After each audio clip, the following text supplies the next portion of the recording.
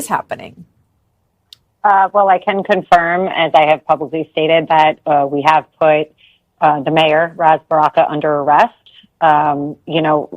It's very simple, Martha. As I've said, in the state of New Jersey, as Pam Bondi has said in the United States, we will not stand for anybody getting in the way of getting rid of criminals in this country. It's very simple. Unfortunately, the mayor has publicly for 3 days been saying that he's going to break in, eventually did break in, was given multiple opportunities to remove himself, failed to do so, and has been detained and will be charged. And where is he being held? I'm not going to speak to that right now. He's obviously in New Jersey. But he's in custody. Yes. He has been arrested and will be charged. So the report of these individuals, and we have a live, this might be from earlier, this particular video. This is from earlier. Okay, we're going to go back to the live shot in a moment. But these two members of Congress, can you explain the description of breaking into this facility, exactly what they did? I'm not going to speak to things that are currently obviously under investigation. I think that if you look at their Twitter, they were very public about it. Look, here's what I'll say, Martha, very generally. There is a problem in this country with breaking the law for the purpose of grandstanding and political hierarchy. That will not stand in my state. That will not stand in this country. Pam Bondi has been very clear of it.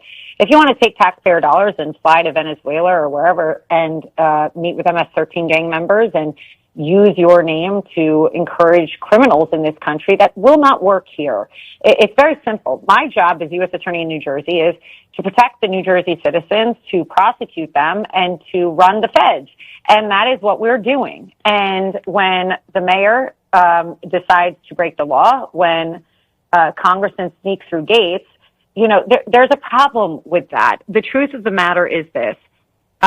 We have zero tolerance. As one of my very favorite attorney generals said, no one is above the law. And that is the truth. No one is above the law. But I will tell you one difference between this current administration and the DOJ is we're going to prosecute criminals that are hurting our country, hurting our states. I am very much on board with that in a very much unpolitical way. I don't care who you are. If you do it, we will come after you. And it is very simple. The mayor was asked to be removed. He was asked several times. He chose not to. And now we are in the current circumstance, which is unfortunate. Nothing ironic about it. Mr. Speaker. Ms. Luther, for what purpose? Does the gentleman yield for questions? Will the gentleman yield for questions? Certainly yield for questions. The gentleman yields. Thank you. And so this bill is a Class A misdemeanor? That is correct. So what are the consequences for this? Could you explain that to me? Well, you would have to, of course, it would go to the district attorney's office, and a Class A misdemeanor is, let me see if I have the actual penalties in front of me. Excuse me? Yeah, it's up to a year in jail. Yes, ma'am. So, up to a year in jail? Correct. I've been to jail for 3 days for working. Do you think that that's a fair punishment for someone creating an image or a meme? Well, it's a very serious offense. Up to a year in jail, sir. Well, we could do a civil fine, correct? And as of right now, well, going into session, there's 750 cases totaling $3.6 million in uncollected fines. So fining someone $500 in a campaign that could be $5 million, $10 million, correct? A $500 fine is a cost of doing business in an election. But if someone were to commit an offense of this nature, it would certainly get their attention. So and hopefully prevent them from doing it. You think a year in jail for making a cartoon, that matches the offense? It will be probation. You and I both know that. This no, I don't. It literally says in your, because I personally have dealt with judges who take a personal vendetta against you and make you an example. I have actually lived that my whole life. For working, I got thrown in jail. So I'm asking you, if someone creates a cartoon, they could go to jail for a year. That's So- what you're saying in your bill. Now, what I'm saying is, and by the way, your circumstances and your confinement has nothing to do with this piece of legislation. No, I'm talking about if the punishment matches the offense. I can talk about that all day long, sir. Well, and that's, yes, your prerogative. This is a deterrent in using fake or altered media to drastically change the outcome of an election. And I think that's a serious offense, and it should be taken serious. I'm not taking this lightly at all. So you don't think there's been political satire it's been a tradition in America for a long time. Absolutely. And if someone's and it will not, continue. It will continue. Right. So now that you have this bill, you're expecting that to completely stop. No. And then if you're in an area like Dallas, No. they'll say, we're going to put you in jail for, we have J6ers that are in jail for doing nothing. This has nothing to do with January 6th. I'm sure No, you would... I am comparing the offense to the punishment. Okay, that's fine. This bill applies to individuals whose political speech is currently being regulated by the state of Texas, either through statute or through rule of the Texas Ethics Commission.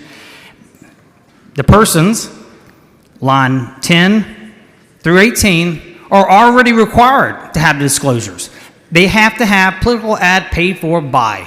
That's the same universe that is currently being regulated, that is being regulated in this bill. No new individual, no new person is being brought in to HB 366. I know that's the narrative out there on Twitter or social media. It is not accurate. This is the same universe that is being regulated currently that will be regulated under 366. All you have to do is disclose that you are lying to the public with your media. That video has been altered. It did not occur in reality, and that's all you have to do is disclose it, just like you disclose political ad paid for by. So the first night that I was in jail, everyone looking at me, they said, "Why are you here?" And I said, "I was working."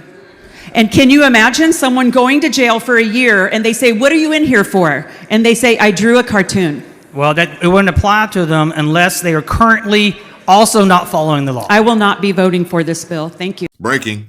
U.S. Attorney for the District of New Jersey, Alina Habba, quote, "I can confirm that we have put the mayor, Ras Baraka, under arrest. We will not stand for anybody getting in the way of getting rid of criminals in this country. He has been arrested and will be charged." And it seems to be a lot of political activity circling around arrests. Obviously, we're referring to Big Tush here, Big Tush James. But wait, there's more, because you really can't make this shit up. It just gets worse. And Texas, of all states, Texas State House just passed a bill banning political memes with fines and up to 1 year in jail. I guess the Trump Pope meme really kind of got them all riled up, I guess. The penalties apply if there's no disclosure attached to the meme, which in essence, a meme in itself is a meme. I don't think it really needs a disclosure. That would be like telling someone a joke at a comedy club and having to disclose after every joke that they're at a comedy club and it's just a joke. What the fuck? This is insane. We've all seen the videos from the UK. Is that what we will be seeing in Texas soon? That is crazy. That is insane. How is this even going to work? And what will even constitute a political meme? Is it because of a political figure in the meme, or is it because of politics in general? Because I hate to break it to you, almost anything and everything that we talk about, discuss, and do on a daily basis is political. Well, add this to the list of accomplishments that President Trump will probably not get credit for on a widespread national level from the legacy media. 3 hours ago, President Trump shares this at Real Donald Trump. After a long night of talks mediated by the United States, I am pleased to announce that India and Pakistan have agreed to a full and immediate ceasefire. Congratulations to both countries on using common sense and great intelligence. Thank you for your attention to this matter. And I can only imagine if Biden were president, or worse, Kamala. Ugh. How much money we would have sent to Ukraine already by now to solve this problem. I don't think I've ever seen an administration that was more cavalier about taxpayer money. Yeah. They spent money like it was ditch water. I've said this before, but I think if President Biden had discovered life on Mars, he would have sent it money. The Pier's a good example. Yeah. $230 million. It was operational for 20 days. Amazing. Whoever made that decision for the president ought to hide his head in the bag.